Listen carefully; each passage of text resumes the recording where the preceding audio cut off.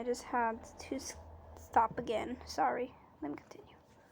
He's chewing watermelon gum while watching his brother. Later, when he's scared by the Foxy animatronic, the book makes mention of him swallowing that gum. Okay, that's fine, that's a one-off thing, no big deal. But later, on the way to the butcher shop, we're told that he, quote, pops a wad of watermelon gum into his mouth. On the boat fishing with his dad, he wishes he had brought his watermelon gum. It is mentioned a lot in this short story, enough that it sparked my theorist senses and made me flag it to look into later. Now, obviously, at no point during FNaF 4, or heck, any of the games, do we see a character actively chewing gum. That'd be silly, but that's not the only place that we see these characters at this point. Let me direct your attention back to the FNaF Survival Logbook. Who knew that a book with dabbing Chica as an active selling feature would become the single most important item for lore solving of this franchise? For those of you who don't remember this little gem, it's the logbook, originally owned by Mike, as we see on the title page, that helped us to solve for Cassidy's name. And wouldn't you know it, but today it's also the thing that's gonna now reveal to us Michael Afton's true identity. Page 49, quote, list 10 bad habits you'd like to break. Number 1, chewing gum excessively. I mean, there it is, plain as day. Pete chews gum excessively. Michael Afton chews gum excessively. Pete eventually turns purple and comes back to life after being dead. Michael Afton eventually turns purple and comes to life after being dead. Pete is an older brother who scares his younger sibling using Foxy. Foxy Bro in FNaF 4 is an older brother who scares his younger sibling with Foxy. Pete equals Michael, and Michael equals FNaF 4's Foxy Bro. Done, confirmed, another character identity locked. This detail has been sitting in the logbook for years, just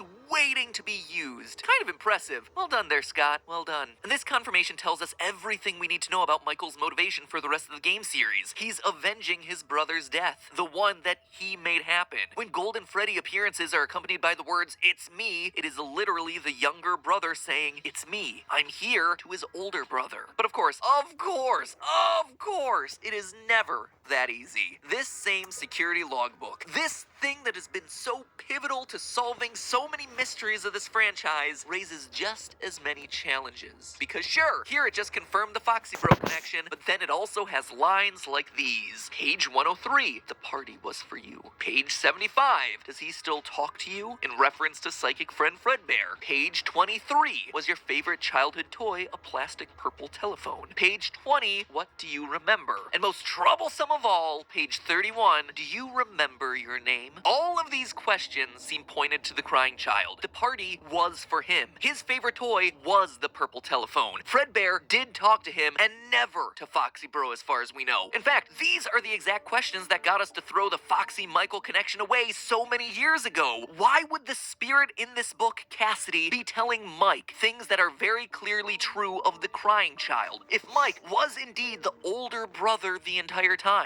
like this latest Fazbear Fright story just confirmed for us, it doesn't make sense. Which is why now we have to solve these last two questions. What do you remember? Do you remember your name? I mean, yeah, I do remember my name. It's Mike. I wrote Mike on the first page of the book, didn't I? Unless Mike never truly was my name. The question that we're left with, and the question I pose to you and that I still need time to think through, is what did Michael forget? And how did he forget it? Was he the bite of 87 victim? Is that how he lost his memory? Did some sort of other trauma cause him memory loss? And more importantly, is there some other strange connection between Michael and the crying child? Like, seriously, why would the book say that the party was for Michael when FNaF 4 clearly tells us that it's not? I can't believe that this is just some sort of typo or something. This book is so precisely engineered to be the linchpin in too many mysteries of this franchise for that to be the case. So could that connection between the two This is very confusing, I just gotta say that.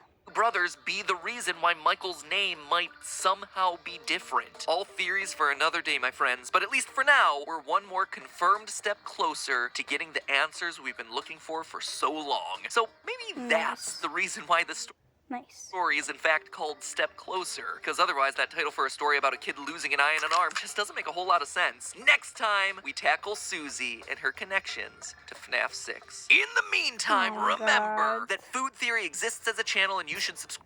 subscribe to it. Help us cross 1 million subscribers. I know that you guys can help us do it. And if you like what we do over here, then you're gonna love what we do over there too. So stick around on that channel. I'm having a blast with it. And like I said, if you're into videos about scary restaurants and pizza, well, we've got episodes coming out about both. The dark lore of KFC, and heck, even today's episode about how pizza is technically a sandwich. Link is on screen right now. It's a channel that's giving you lots of cool stuff that you can drop in front of your friends and family.